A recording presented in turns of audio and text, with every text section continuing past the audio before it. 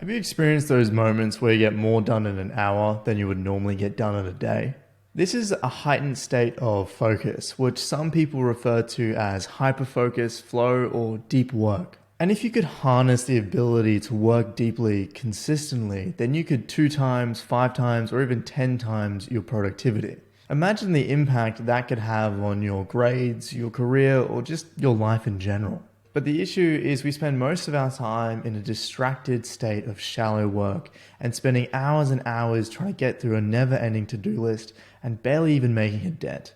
This is the exact problem that the author Cal Newport tries to solve in his best-selling book, Deep Work. And in this video, I'll share the 7 core strategies that will help you work deeply, consistently. Many of the strategies revolve around this idea of scheduling your time. And so the first strategy is actually reframing how you see scheduling. Many people see scheduling as confining what they can do with their time or overwhelming. They think that forming a schedule, say once a week or once a day, is near impossible to do because life is just too uncertain and things are always going to derail your schedule and then it's going to stress you out. And so the key reframe is that realizing that you can constantly adjust your schedule throughout the day. All it is you setting your intention for what you want to work on in the next few hours or days. But that intention can constantly be changing as you get more information. As you figure out that a task is going to take way longer than you think, you can just adjust the time it takes in your schedule. As a new task comes on board and it's way more important, then you can reprioritize and work on that instead. All it is you in setting your intention and thinking, well, what actually do I want to spend my time on? It's nothing confining, it's not fixed, and you can constantly change and adjust it. And having this mentality and this freedom to constantly change around your schedule makes scheduling a substantially more effective tool and will make all of the subsequent strategies a lot more viable to actually implement.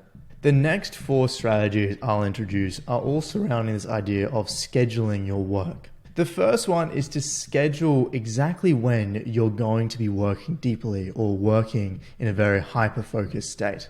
The key here is you can only actually work 4 hours a day in a very deep focused state. Anything on top of that is always going to be shallow work. And as a novice, you'll only really be able to work around 1 hour in this sort of flow or deep work state. So I recommend that on every day that you want to work deeply, you schedule around a 4 to 5 hour window to do so. The reason why I can go up to around 5 hours is to account for any breaks during that deep work session as well. For me, it's best to schedule this in the morning because in the morning you'll usually have a lot more focus. However, that's not always possible. For me, on Mondays and Fridays, I have a meeting with my co-founder in the morning, and so I spend the afternoons working deeply. One quick bonus strategy as well is having a dedicated environment for deep work. As you might notice here in my calendar, I say change desk because I have a dedicated desk in a slightly different place of my office when I work deeply. This helps me form the habit as soon as I sit in that desk, I know that I'm working deeply, and then I go to my other desk when I'm doing any shallow work. This can be a slightly harder one to implement. However, if it's possible to have a separate environment for deep work, it can make it a lot easier to form the habit and actually get into that phase of deep work a lot quicker. The second strategy is to schedule when you're going to be using distracting apps during your workday. This is things like email or LinkedIn and Slack.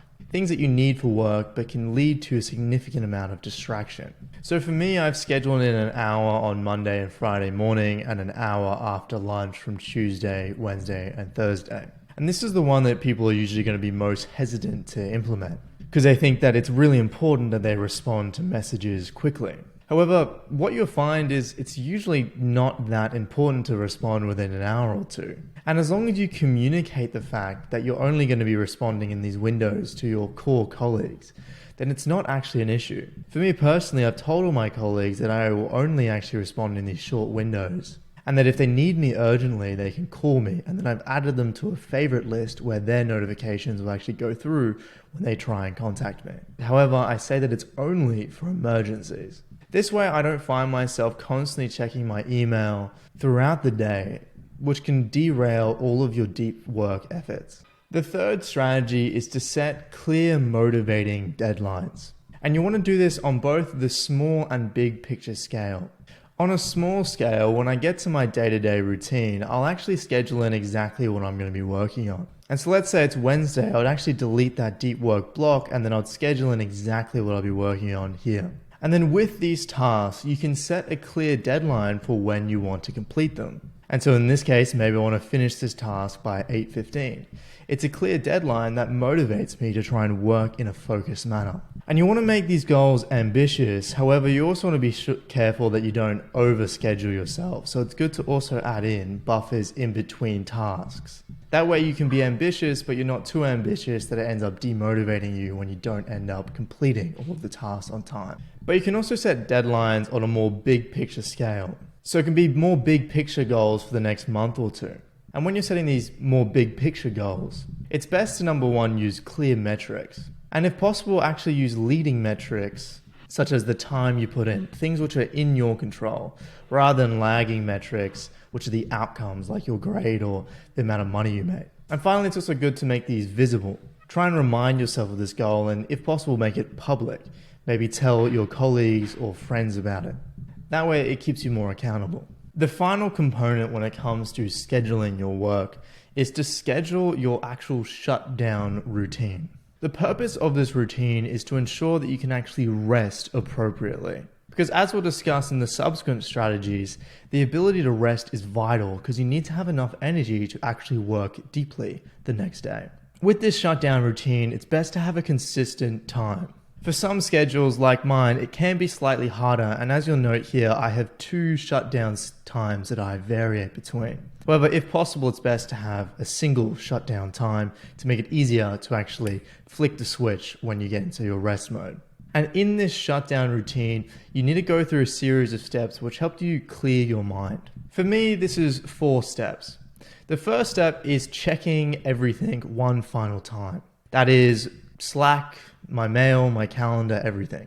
And then if there's anything incredibly urgent, I'll do it right away, but only if it's incredibly urgent and it has to be done today. I'll then quickly respond to any messages that don't take too much effort.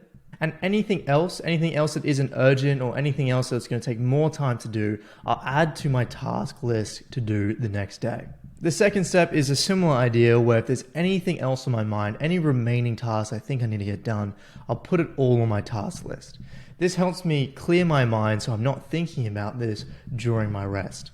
Finally, I'll roughly plan my next day and then I'll finish my routine by saying shut down complete. And this will enable me to have a clear mind and truly rest after I finish my work. The final 2 strategies are in regards to actually planning your rest time. Because as I just said, your ability to rest is going to affect your ability to have deep work the next day. And so there's 2 things here you want to watch out for. The first strategy is to actually schedule when you're going to be using potentially distracting apps. This might be Instagram or TikTok or Facebook or YouTube. The key here is you need to schedule when to use them, as otherwise you're going to be using them throughout your rest. And these apps have a way to disrupt your rest and actually prevent you from properly resting.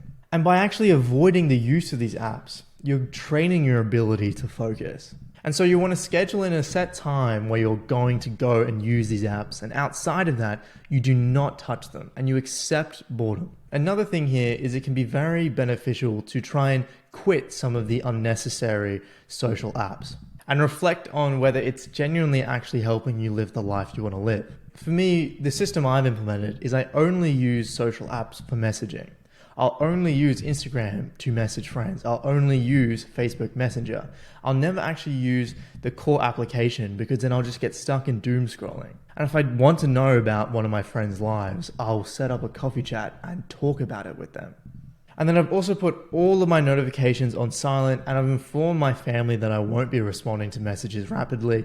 And if they really need me, then they can call me and then calls will come through. And then the last strategy is to schedule the tasks that you're planning to do in your rest. And this might sound counterintuitive because it's a resting period should you not really be doing anything. And that's true to an extent, but a lot of the most restorative things are things which you won't do if you just let yourself do anything. If we let ourselves do anything, we'll usually end up doing a lot of shallow, meaningless, distractive tasks like scrolling Instagram, where instead something like going for a hike or reading a book or exercising would be a lot more restorative. And so it's actually best to schedule your rest to ensure you're spending it doing the things that are genuinely restorative and genuinely actually benefit your life. So for me, I schedule in times to work out and times to socialize with my friends and my family. And when you find yourself resting and getting bored, there are a few things that you can actually think about or do rather than actually going on a social media app and just doom scrolling. For me, when I have enough energy and I can still use my hands, hypothetically, maybe I'm having breakfast or doing a workout and I'm in between sets, what I'll do is I'll listen to an audiobook and mind map that audiobook. However, let's say I have energy, but I don't actually have access to my hands. I'm physically occupied. Maybe I'm driving. In this case, what I'll do is productively meditate, where I'll take one problem that I want to solve and focus on trying to solve it. In this, I'll take a 3-step approach where I'll define the variables for that problem, all of the things that are affecting it. I'll then consider what is the next question I have to answer to actually begin to solve this problem.